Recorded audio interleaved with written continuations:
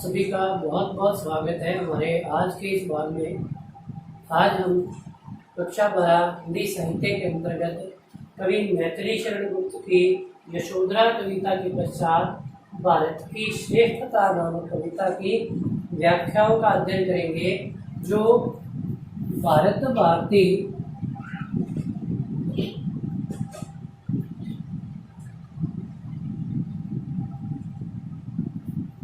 से संकलित है। देखिए, भारत की श्रेष्ठता की रचना किस उद्देश्य से की गई।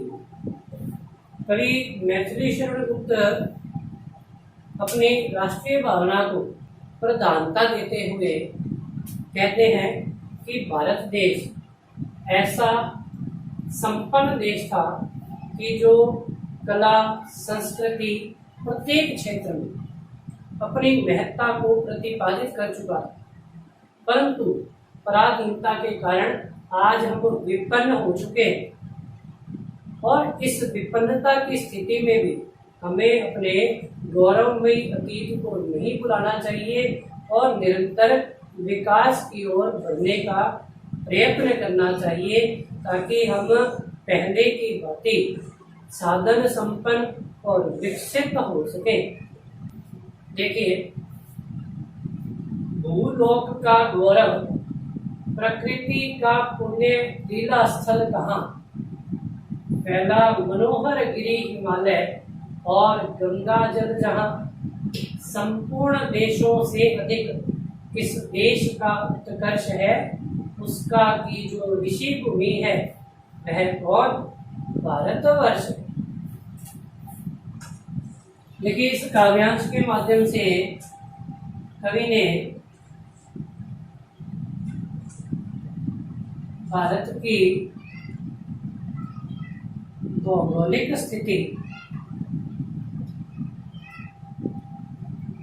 को प्रदर्शित करने का प्रयास किया है। देखिए, कवि कहते हैं भूलोक अर्थात भू अर्थात धरती, कि धरती लोक का गौरव और प्रकृति की पुण्य अर्थात पवित्र लीलास्थली, लीलास्थली को क्रीड़ास्थली भी कह सकते हैं, कि क्रीड़ास्थली कहाँ है, अर्थात वह देश कौन सा है। पहला मनोहर गिरी, मनोहर अर्थात सुंदर, गिरी अर्थात पर्वत, कि जहाँ सुंदर हिमालय पर्वत उत्तर दिशा में फैला हुआ है और जहाँ गंगा जल की पवित्र धारा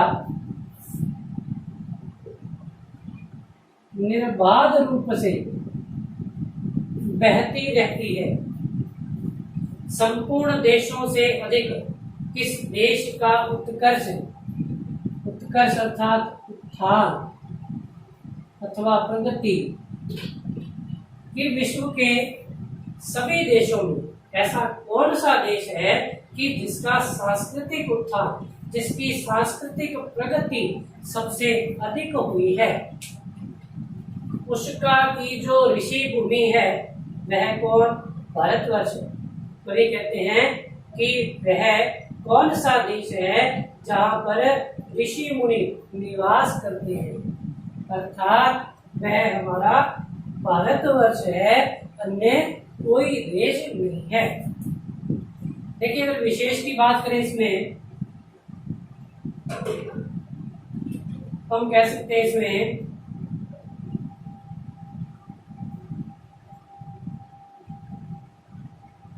हरिगीतिका छंद का प्रयोग हुआ है।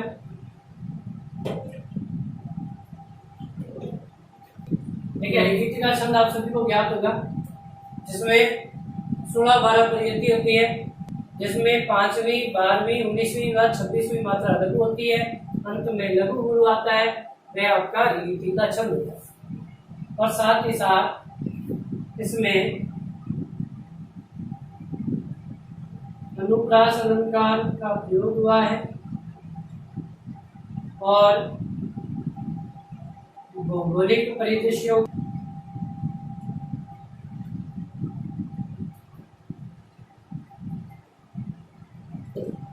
चित्रित किया गया।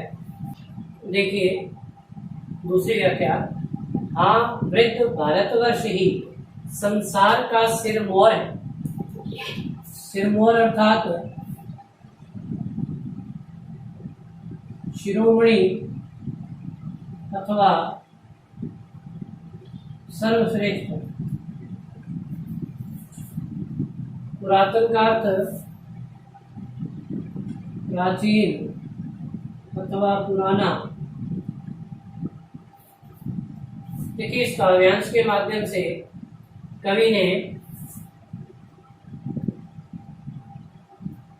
मानवीय सभ्यता के विकसित होने का प्राचीन देश भारत को बतलाया है।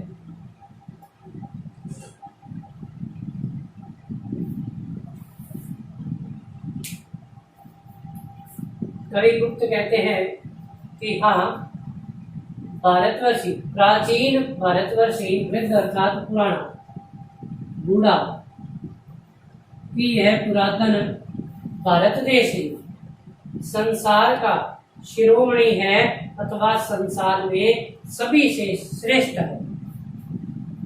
ऐसा प्राचीन देश विश्व में अन्य कोई नहीं है। भगवान की बहुभूतियों का अर्थ होता है सांसारिक वैभव, कि इस जगत में ईश्वर ने जितने भी सांसारिक वैभव प्रदान किए, उन सभी सांसारिक वैभवों का भारत देश प्रथम भंडार है। विधि ने किया नर सृष्टि का पहले यही विस्तार। कई कहते हैं विधि अर्थात ब्रह्मा, परमात्मा, ईश्वर, कि ईश्वर ने भी इसी भारत भूमि पर सर्वप्रथम नर की रचना कर मानवीय सभ्यता का विस्तार किया है। अतः मानवीय सभ्यता के विकसित होने का प्राचीन देश भारत ही है। देखिए विशेष की बात करें तो इसमें भी आपके हरिगीति का छंद का प्रयोग हुआ है और साथ ही साथ भारत देश को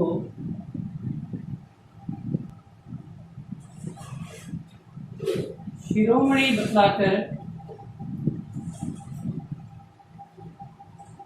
इसके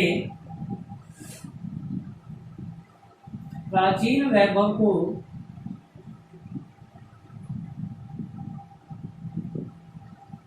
प्रदर्शित करने का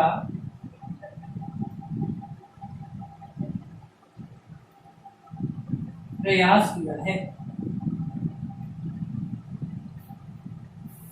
देखिए यह पुण्य भूमि प्रसिद्ध है, इसके निवासी आर्य हैं। विद्या कला कौशल सबके जो प्रथम आचार्य। देखिए इस काव्यांश के माध्यम से कवि ने पराधीन भारत की स्थिति को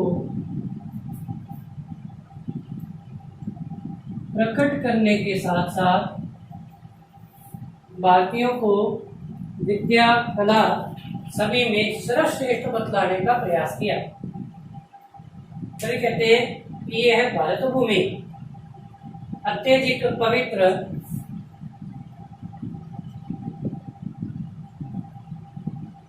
एवं प्रसिद्ध है। क्योंकि यहाँ पर निवास करने वाले भारतीय आर्यों की संतान है। विद्या कला कौशल सबके जो प्रथम आचार्य कि वे विद्या कला अर्थात सभी विधाओं में सर्वश्रेष्ठ हैं और उनके प्रचारक रहे हैं। अर्थात इसका ज्ञान हमें भारतीय संस्कृति के पुरातन इतिहास को पढ़ने से आसानी से ज्ञात हो सकता है, क्योंकि विद्या कला एवं संस्कृति सभी का प्रादुर्भाव भारत से ही हुआ था। संतान उनकी आज यद्यपि हम अधोगति में पड़े, कवि कहता है कि उन आर्यों की संतान होने के बावजूद परातंत्रता के कारण आज हम पतन में जा गिरे हैं।